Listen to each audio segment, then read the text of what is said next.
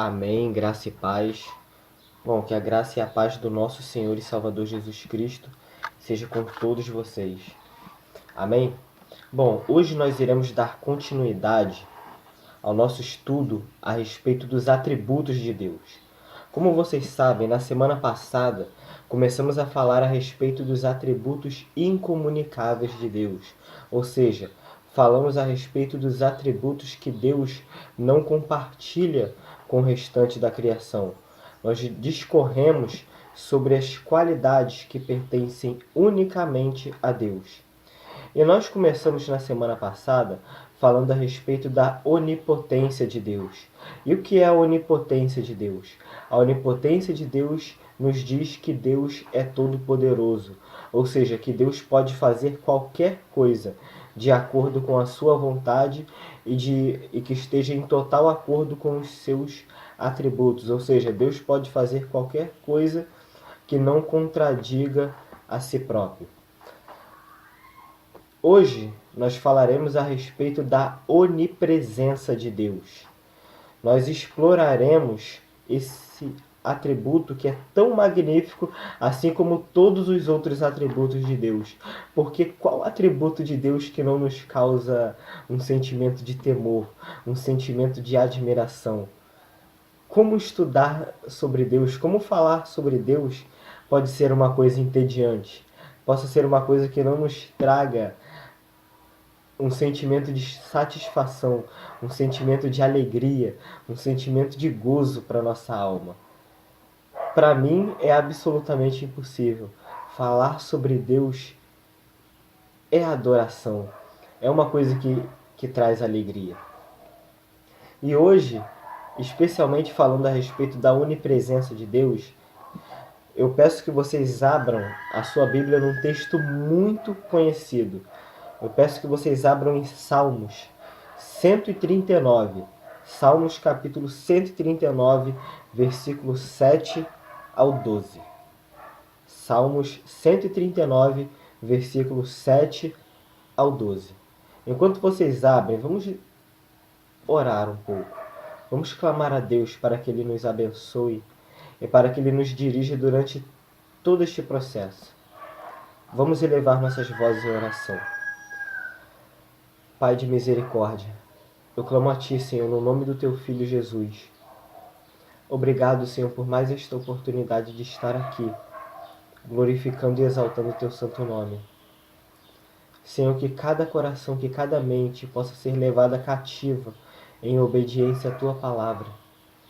Necessitamos tanto, Senhor, de uma demonstração de poder, de uma demonstração de graça.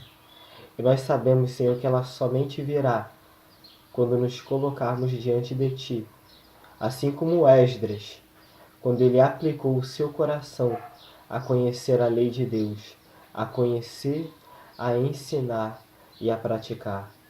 Que possamos fazer estas coisas, Senhor, para que o Senhor olhe para nós com olhos diferentes, para que o Senhor se agrade de nós, não porque merecemos alguma coisa, mas pela Tua abundante graça. É isso que te pedimos e desde já te agradecemos. Em nome de Jesus, se faça presente, Senhor. Amém. Bom, eu espero que todos vocês já tenham achado. Então vamos ler. Salmo 139, versículo 7. Diz assim: Para onde me irei do teu espírito? Ou para onde fugirei da tua face? Se subir ao céu, tu aí estás. Se fizer no Seol a minha cama, eis que tu ali estás também. Se tomar as asas da alva, se habitar as extremidades do mar, até ali a tua mão me guiará, e a tua destra me susterá. Se disser, de certo que as trevas me encobrirão, então a noite será luz à roda de mim. Nem ainda as trevas me escondem de ti, mas a noite resplandece como o dia. As trevas e a luz são para ti a mesma coisa. Somente até aqui.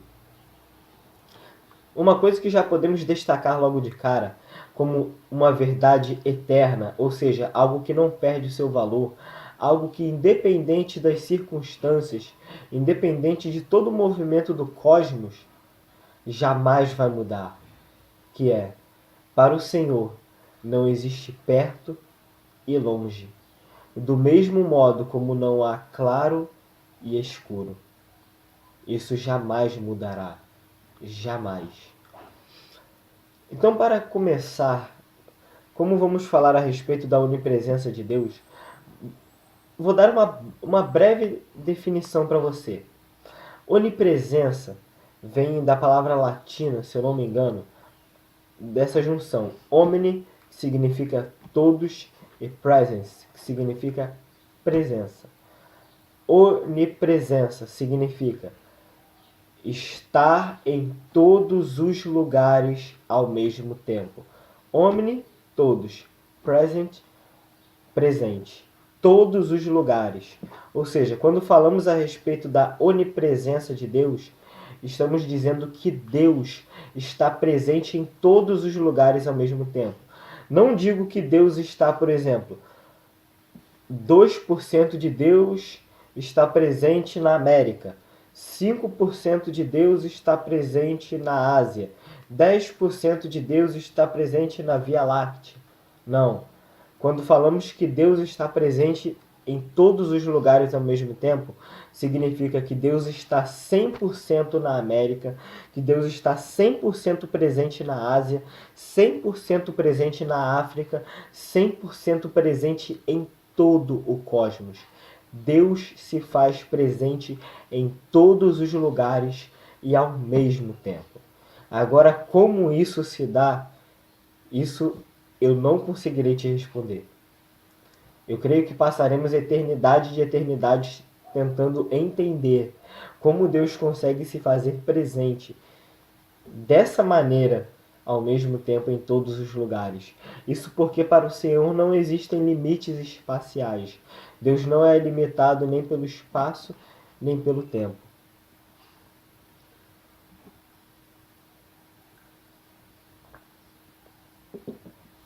Mas vamos começar o texto ao qual nós lemos.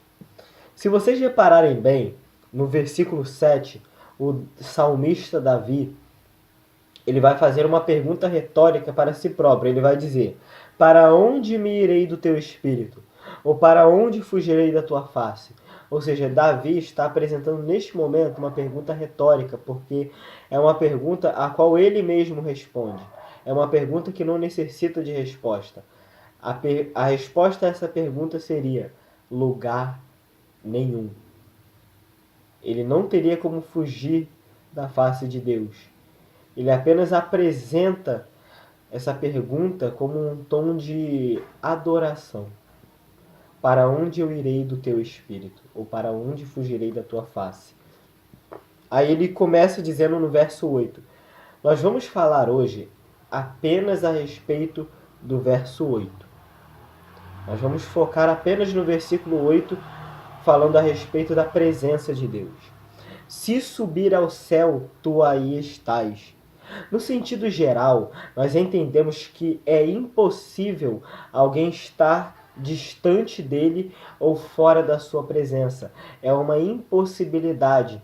Porque, como diz o próprio Jeremias, no capítulo 23 do seu livro, e no versículo 24, o próprio Jeremias vai nos dizer: esconder-se-ia alguém em esconderijos, de modo que eu não veja, diz o Senhor.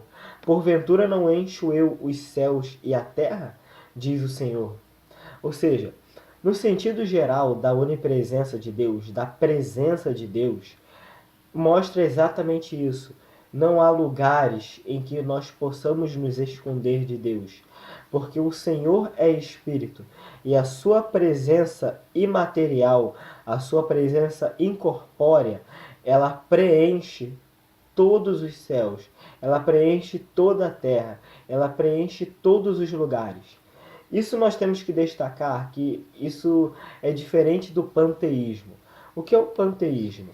O panteísmo é a crença de que a presença de Deus está misturada com a criação, por exemplo, de que a árvore também é Deus, assim como os índios cultuam a natureza, que a árvore também tem partículas de Deus. Ou seja, que Deus ele também é a árvore. Não. O fato de Deus estar presente em todos os lugares ao mesmo tempo não significa que a sua divindade, que a sua presença esteja misturada com a criação. Não, de uma maneira incrível, Deus não se mistura com a sua criação. Embora existam traços da sua criação, do seu poder na própria criação, não significa que Deus esteja difundido nelas, se é que dá para entender. Mas Jeremias ele vai nos dizer que a presença de Deus enche os céus e a terra. Enche os céus e a terra. O que eu quero destacar aqui é o seguinte. No versículo 8 de Salmo 139, Davi ele vai nos dizer o seguinte. Ele vai nos apresentar uma série de possibilidades de onde ele poderia tentar se esconder, mas mesmo assim ele não conseguiria. Ele vai dizer que se ele subisse até o céu, ali Deus estaria. Mas que se ele fizesse do Seol a sua cama, ali o Senhor estaria também. Para aqueles que não sabem, a palavra Seol é uma palavra hebraica que significa Hades, que significa inferno. Hades, Sheol ou Hades, significa mundo dos mortos, significa habitação dos mortos. É onde todas aquelas pessoas que morrem sem Cristo vão. É o destino delas. É o destino para onde o espírito delas se encaminham após a morte das mesmas. E uma coisa interessante, que se vocês notarem bem, é o seguinte. Nós, sem nenhum problema, nós não temos nenhum problema de falar que Deus está nos céus. Nós não temos nenhum problema. Nós mesmo cantamos nos nossos hinos que Deus habita nos céus, a presença de Deus habita nos céus.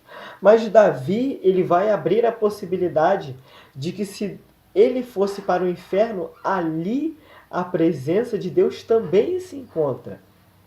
Então nós vamos falar a respeito da presença de Deus no céu e da presença de Deus no inferno. Porque para muitos hoje em dia acreditam que a presença de Deus se faz presente somente no céu. Mas quando a palavra de Deus diz totalmente o contrário, que a presença de Deus também se faz no inferno, que Deus também está no inferno.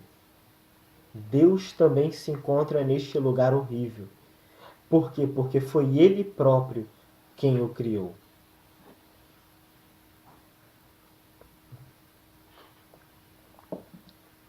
Mas vamos começar falando a respeito da presença de Deus nos céus.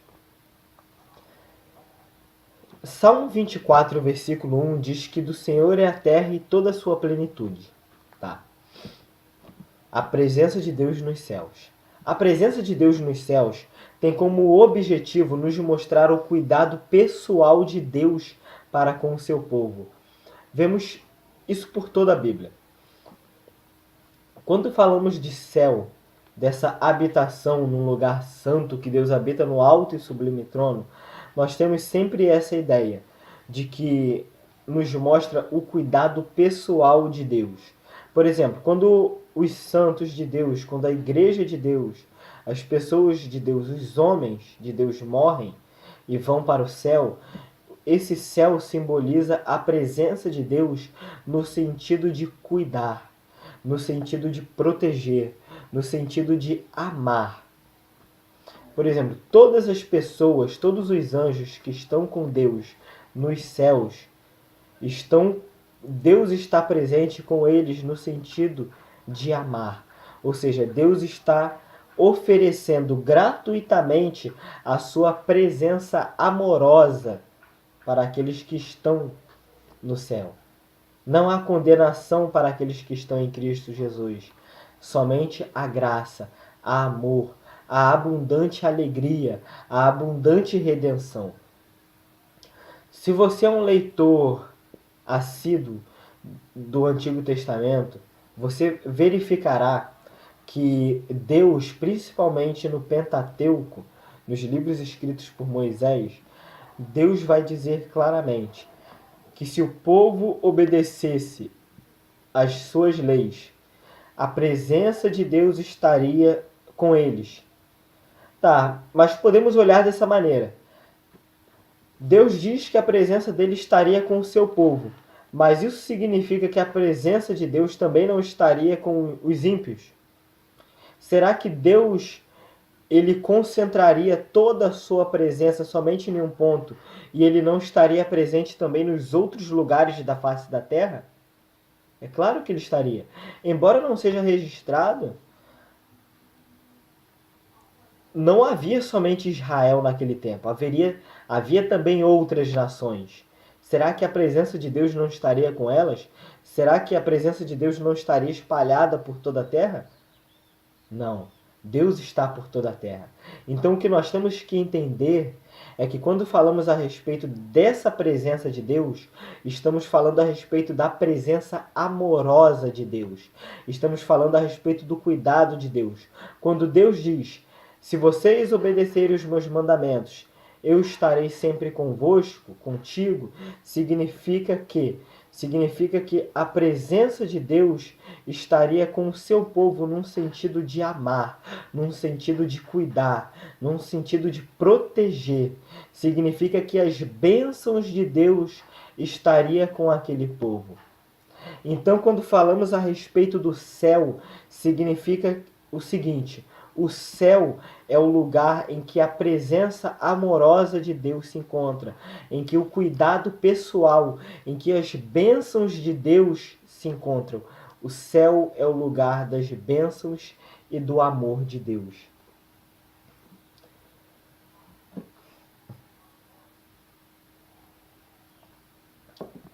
Mas e agora no inferno? No inferno. A presença de Deus no inferno. Por que temos tanta dificuldade em aceitar que Deus se faz presente no inferno? Pelo seguinte motivo: o inferno é um lugar de juízo, é um lugar de ira, é um lugar de castigo, de sofrimento. Essa imagem do Deus bonzinho, do Deus que é somente amor que nós criamos, ela acaba por nos travar o nosso entendimento de aceitar que Deus poderia se fazer presente em um lugar tão denso, em um lugar tão tenebroso quanto este. Mas Apocalipse, capítulo 14, no versículo 10, vai nos dizer o seguinte. Apocalipse 14, verso 10 diz: também o tal beberá o vinho da ira de Deus, que se deitou, não misturado no cálice da sua ira, e será atormentado com fogo e enxofre, diante dos santos anjos e diante do Cordeiro. Se você ler esse texto com mais calma, você vai verificar o seguinte, que João está recebendo revelações da parte de Deus de que aquelas almas que estão no inferno estão sendo atormentadas de dia e de noite na presença do Cordeiro, ou seja, a presença de Deus se faz manifesta no inferno, porque Deus é o criador do mesmo. O inferno nada mais é do que o lugar que Deus destinou para castigar Satanás, os seus anjos e todos aqueles que se recusam a fazer a sua vontade. Mas também nós nos sentimos travados quando olhamos para a presença de Deus no inferno pelo seguinte motivo. Isaías 59 diz, verso 2, que as nossas iniquidades fazem separação entre nós e o nosso Deus, e que os nossos pecados encobrem o seu rosto de nós para que não nos ouça. Então nós começamos a pensar o seguinte: se Deus está separado do pecado, como que Deus pode se fazer presente num lugar cheio de iniquidade? Pela seguinte razão, nós temos que entender que tipo de separação é essa. Quando dizemos que Deus está separado do pecado, não significa que a sua presença não esteja ali. Significa que a presença amorosa de Deus não está ali. Porque veja bem, será que Deus não está junto com aquela pessoa que é ímpia, que é pecadora? Será que, vamos supor, um ímpio dentro da sua casa, será que a presença de Deus também não invade aquela casa? É lógico que invade.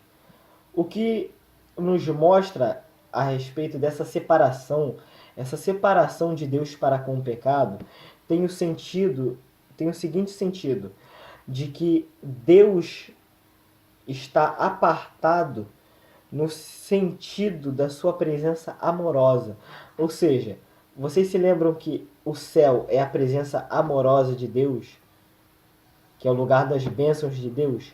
Pois bem, o inferno, Deus está presente no inferno, mas só que nesse sentido, de que o inferno não é a ausência da presença de Deus, mas da presença não amorosa de Deus. Não da presença amorosa. A presença que encontramos no inferno é uma presença em forma de ira, é uma presença em forma de justiça. Quando falamos que Deus está presente no inferno, significa que a ira de Deus, que a presença justa de Deus está com o pecador no inferno. Ou seja, Deus está presente no inferno. Deus se encontra presente no inferno. Deus está no inferno, aplicando a justiça, aplicando todo o castigo sobre os pecadores. Então, eu gostaria de fazer uma rápida analogia sobre o que significaria estar na presença amorosa e estar na presença justa de Deus.